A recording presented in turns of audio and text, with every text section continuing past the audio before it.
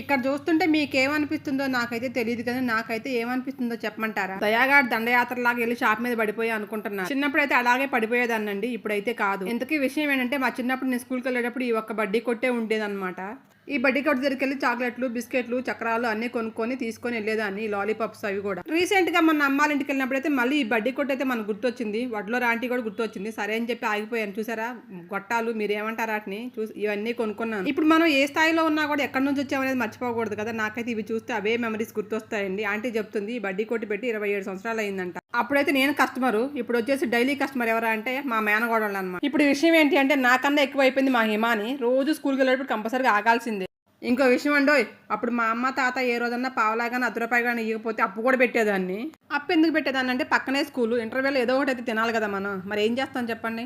ఇలాంటి బడ్డీ కొట్టు దగ్గర ఎంతమంది కొనుక్కొని తిన్నారు, ఇలాంటి మెమరీస్ ఎంతమంది కొన్నాయి, వీడియోని షేర్ చేసి లైక్ చేసి కామెంట్ చేయండి. ఆ రోజులు మళ్ళీ వస్తే బాగుండు అని ఎంతమందికి అనిపిస్తుంది కామెంట్ చేయండి ఫ్రెండ్స్.